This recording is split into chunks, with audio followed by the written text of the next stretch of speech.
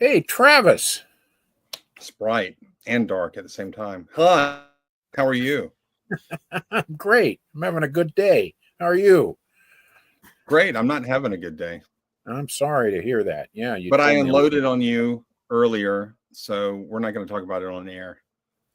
It'll keep the mystery alive. Our dozens or dozen listeners will go, "What are they talking about? What do they talk about before the show?" It'll That's increase right. the mystery and may increase viewership. Oh, wow. That would be great. All right. So So, so you and I actually have a legitimate disagreement about something, or maybe I just think so much of this is semantics, not like in a trivial way, but just really trying to understand what the other person is thinking. And we're talking about, I want to talk about this issue of duality, hmm. the idea that we have a soul hmm which seems to be different in materially from our body. And And by materially, you need substantively. that's right. That's right. It just The seems to soul is be obviously made not material. of a different substance.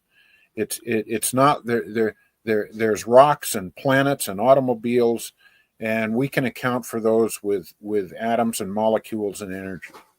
And yet living things, and especially human beings, we have this consciousness thing and Yeah. qualia, and we are aware, and we have a third person experience, and it's what is it like to be Travis, and what is it like to be Ross, and we can say what is Mhm. it like to be a bat, like Thomas Nagel asked. and Yeah. and it the common sense answer seems to be more like um,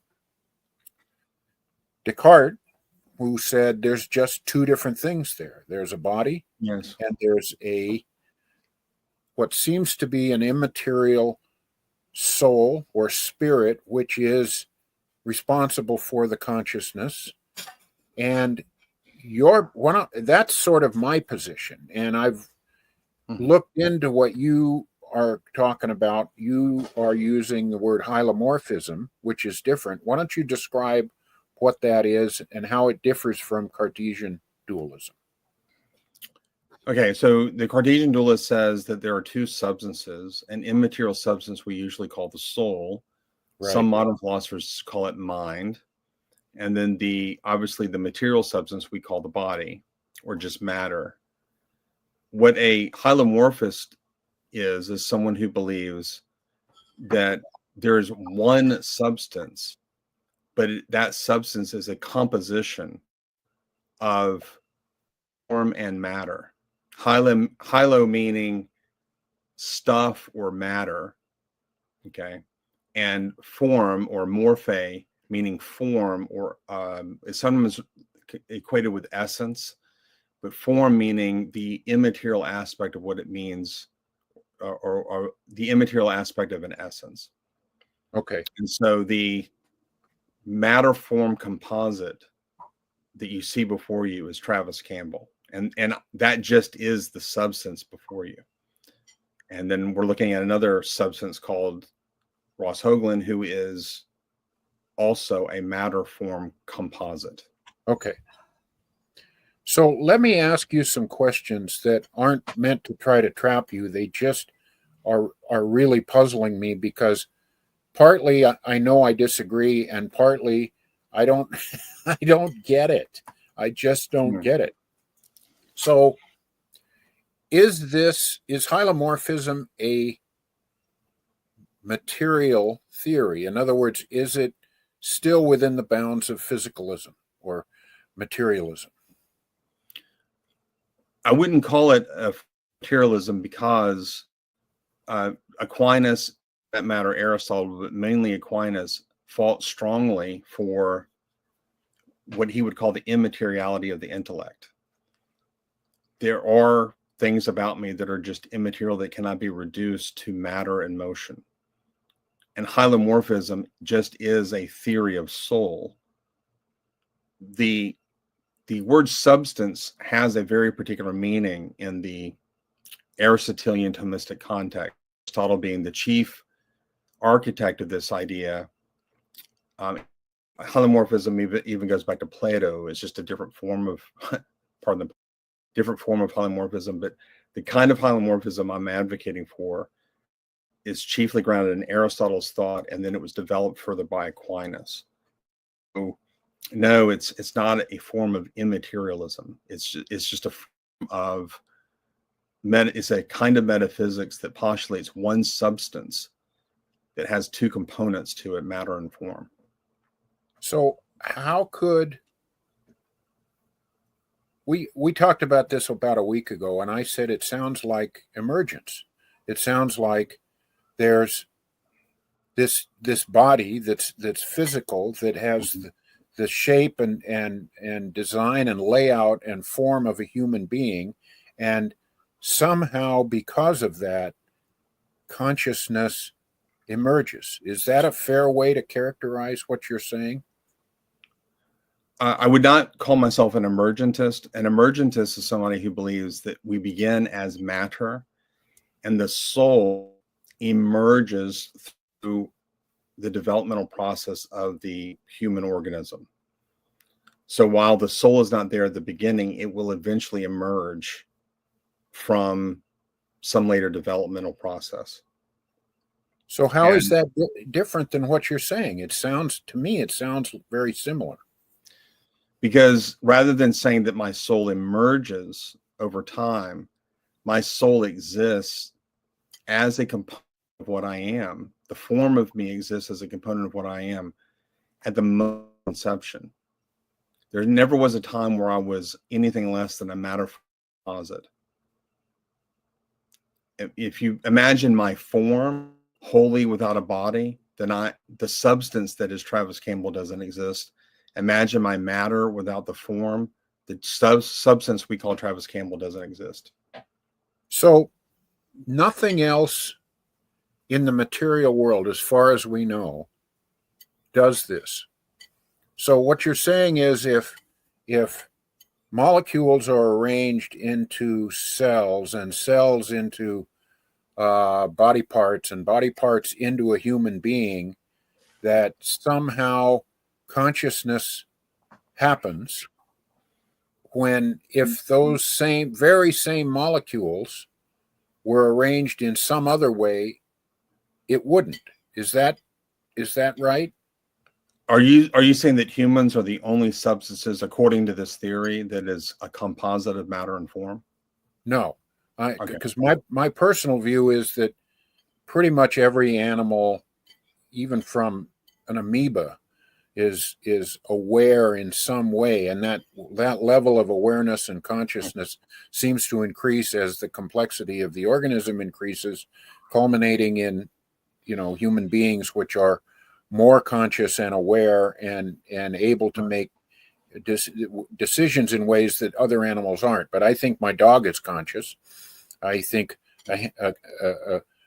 a bug is probably conscious. A bat is conscious. Maybe a single cell organism is conscious. If you ever watch them on the, look at an amoeba chasing a little piece of food under a microscope, it sure looks like it knows where it's going and what it's doing, and it's got a purpose. So maybe that, maybe not. But I think generally animals are conscious. I think they have some kind of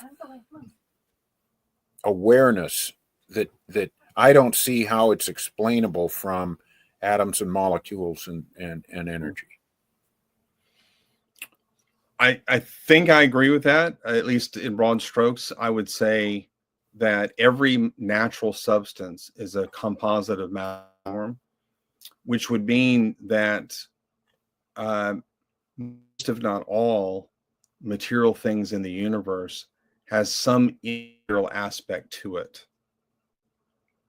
And what's really interesting is that the DNA code that is, especially in all living things, but even the arrangement of molecules of matter in a rock, for example, but the DNA itself, especially in living things, because that DNA code is literally in every single cell and it's the same code, Thomas and even some other philosophers have suggested that DNA itself is proof of immunology within the substance that you're looking at, because Right. you account for the fact that you have a code that is literally ubiquitous. It's in more than one place at the same time.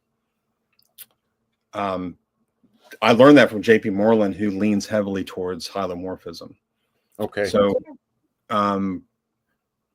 that's, I don't see anything that I'm saying that would contradict that, or what the hylomorphists are saying that would contradict that. Okay, so let's say someday in the future, some mad scientist can take, 250 pounds of hydrogen and oxygen and carbon and make the body of Ross Hoagland. Like, you can put it together with a pair of tweezers and whatever tech they have at that moment. And let's say this guy's name is Frankenstein, so he's got a little shock device, where he can put the pads on your chest. And if he was able to bring it to life, would it have consciousness? It would depend on the form, wouldn't it? But isn't the form...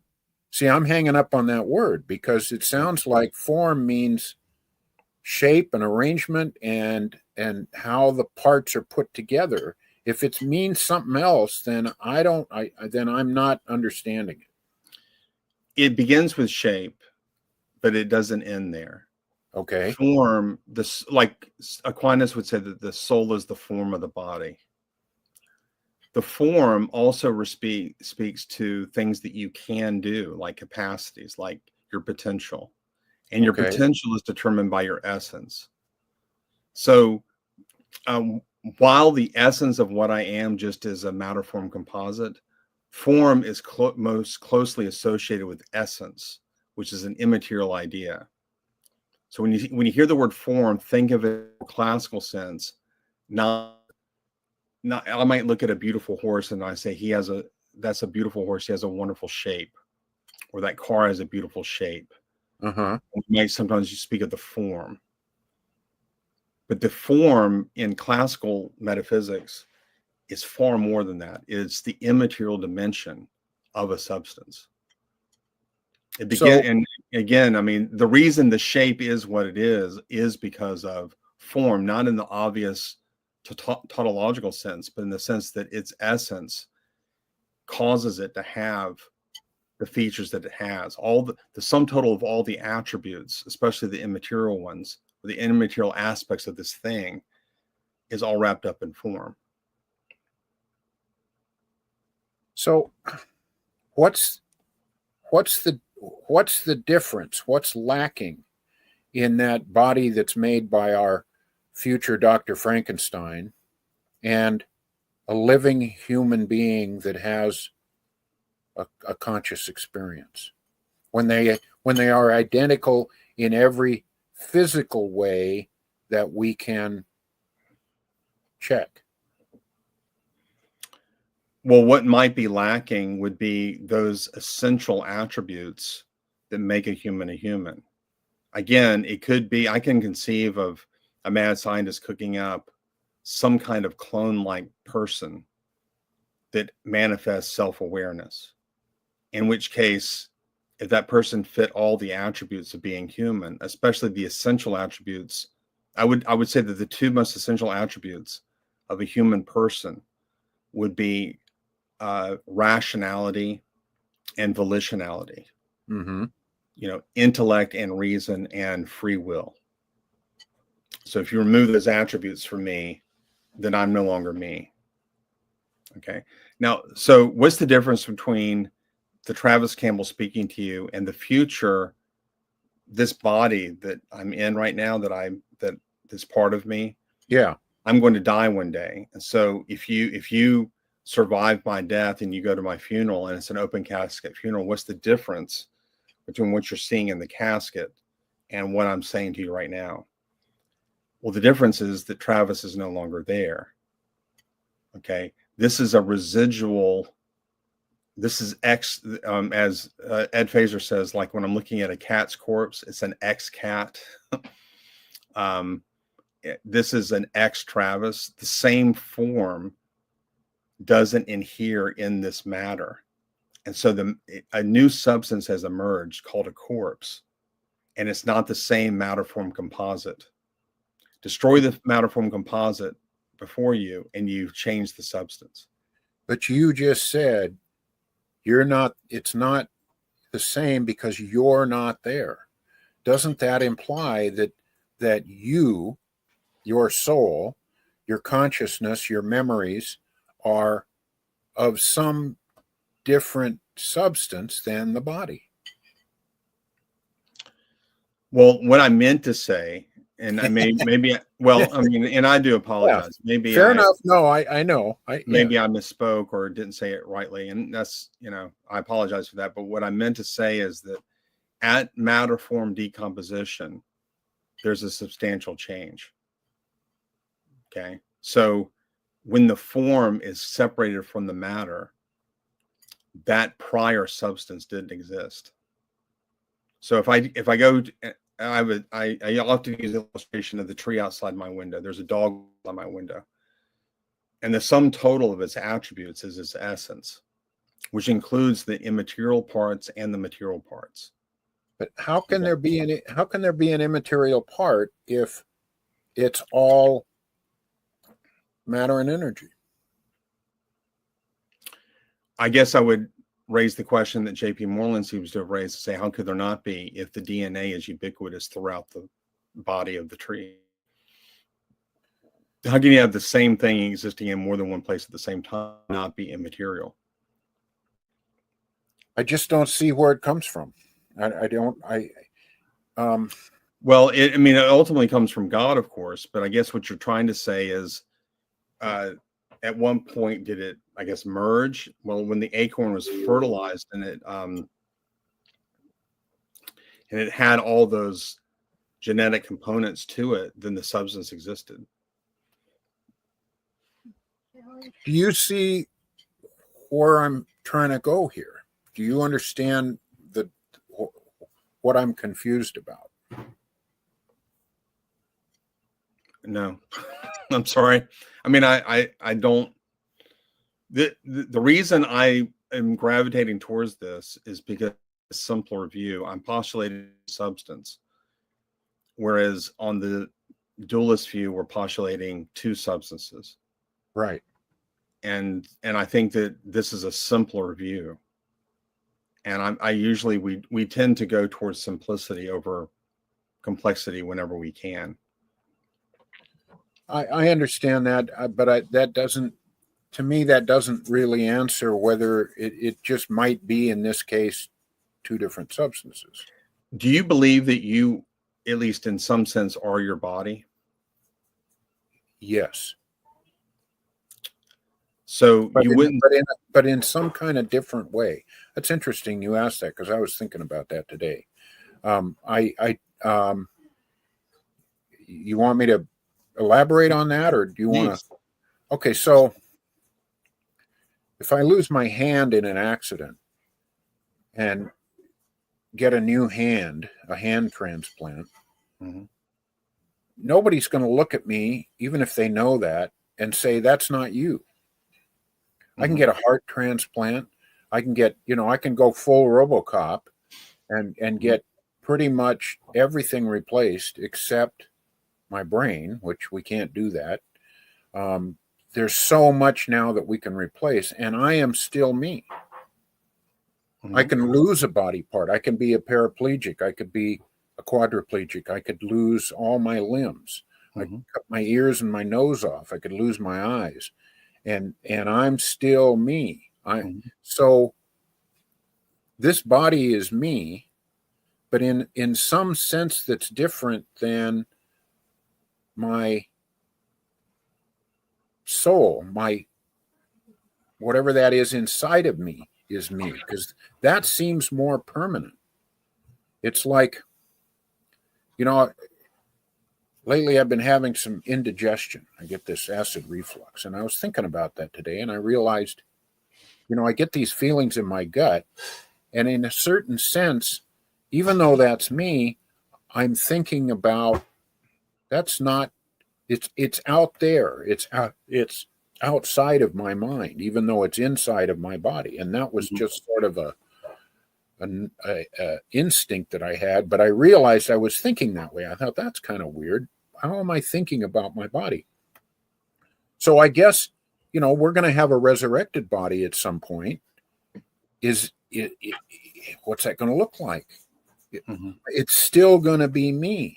So it seems like my soul is more me in some fundamental sense than my body is me. I guess that is the best way I can answer the question. Hylomorphism can take all the things that you just described and explain it very easily and without strain. What you just described is Ross Hoagland going through what we call accidental changes. And there are material things about you, like your hand and your nose and so forth, that if you change them or remove them, Ross is still Ross. But there are also immaterial things about you that if you change or remove them, then Ross is still Ross. For example, your thoughts are immaterial in character. Right. But your thoughts are accidental features of you. You could have had a whole different set of experiences growing up. And even though the substance we call Ross Hoagland is the same substance, he could have experienced a whole host of different accidental changes that would have given him a different way of looking at the world or thought process and so forth. One of the reasons I'm attracted to this theory is that it forces us to maintain the continuity of substance over time, even despite a bunch of accidental changes. Whereas in other philosophies, that's harder and harder to maintain. That's especially hard on materialism, as you and I both know. But it seems also difficult on substance dualism, wherein it's hard to really account for accidental changes on substance dualism because the substance is apart from the body, at least to a sufficient extent that it remains the same throughout the body's experiences. And the more you press the point that the thoughts of the soul change, the more you're fusing that to the body to a point where it's one substance with two components.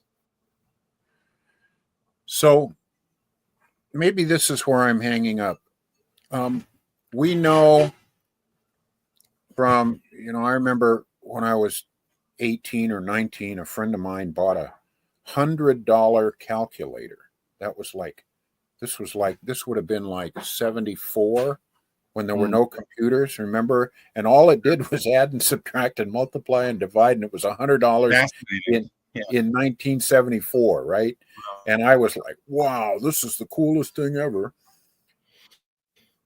So we, now computers, of course, they can do what they do. But when we tell my phone or a calculator or a computer to add 48 and 72, there is a process that it goes through that we can account for that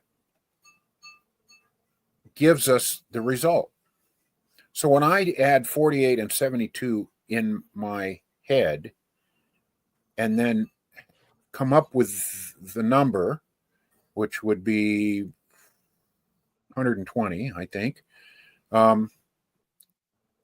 and let's say I need to remember that number for whatever reason. Where did that, in hylomorphism, where did that calculation take place?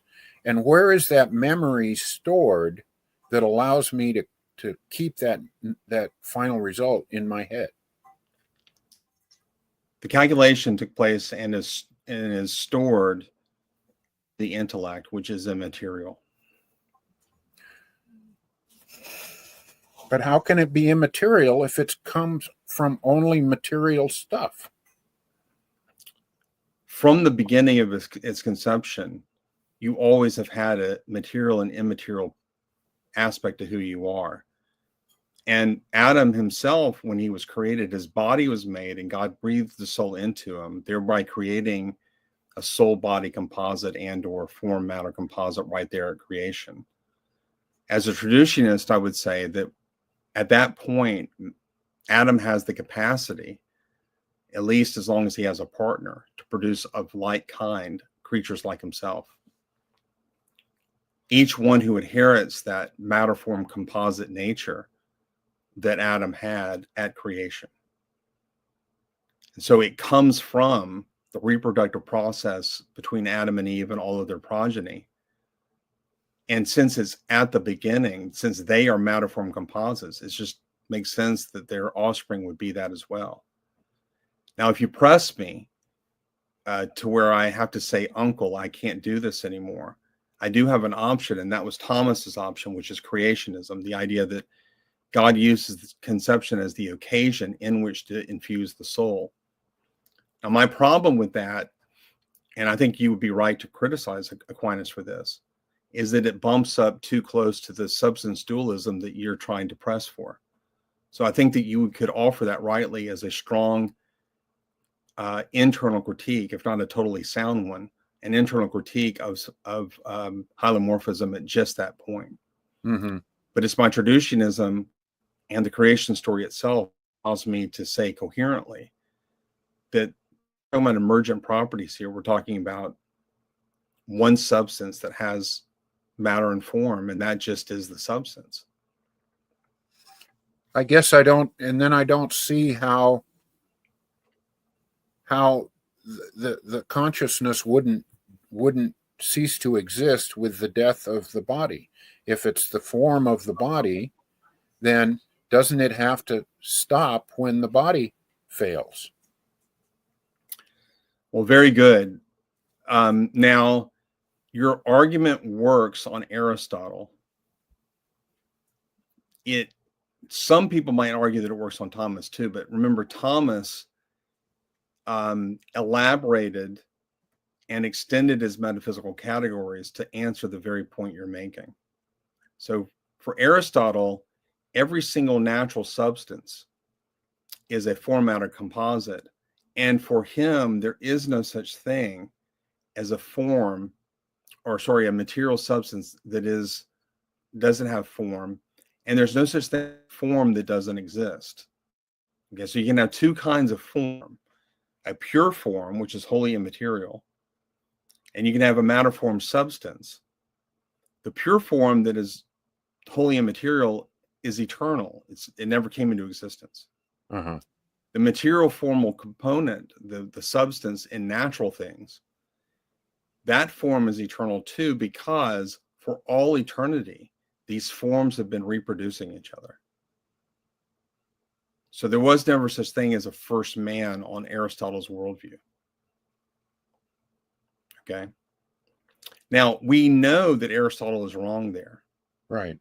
I mean, he didn't have the science to prove that there was once a time when there was no trees. And that would be an example of a form that exists. We also know there was once a time when human beings did not exist. We know this. And so Aristotle's metaphysics is proven to be factually false. Now, he could possibly maintain that immaterial forms have always been, but that would beg the question. I mean, the atheist is standing on the sideline going, how do you know that these immaterial forms exist? Right. So all we know are matter form composites, and we know that you're wrong, Aristotle, because some forms have not existed. What Aquinas did is he expanded his metaphysic to allow for these nuances. And he had two other categories that he worked with: act and potency. That is, something has actuality and it has potentiality. Mm-hmm. Okay, but then there's a broader category as well called esse and essence, or existence and essence. Okay. Now, if you couch matter form in these other categories, then esse and essence can give you the tools you need to say that a form could survive the death of the body. Because there's something about the human essence that allows you to survive. Now, the only question here is it right to call this a person? Or is this some sort of echo of a person that's not going to be fully united? It's not going to be fully conscious again until it's united with the body. Well, you see, and that would be the question.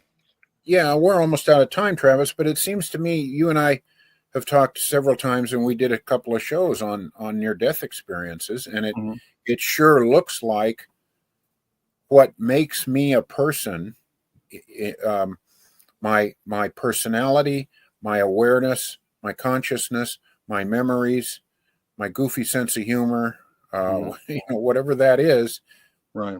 it seems like it would survive pretty much intact without a body, and then when I get another body in the end times. So it seems to me that a substance dualism fits those facts better, and even grounds me as a person more fully, because there's nothing about my soul that is replaced or changes. Like I'm assuming in hylomorphism, the body, our body, the material in our body replaces itself. Sometimes some stuff as often as 30 days, Mhm. 90 days. I'm a different person, literally, materially, than I was a year ago. And Mhm. with substance dualism, that would ground the personness of me, because it's Mhm. it's it's different. It's just hanging out with me until I die. Well, that's a great point, and I have to not answer it. I will just say I don't believe that in the resurrection we get a different body. I think that the very body that I have is raised again. I believe in the resurrection of the body. Okay. And it's this body, as Paul says, this material must put on a spiritual. And by spiritual, he means that governed by the spirit, not like it becomes a different substance. But in any case, That that's was all I can fun. say. That was It great. was fun. I love these discussions. Love you, man. But we do have Me. to go. Yep. Let's do it again. All right, Travis. See ya.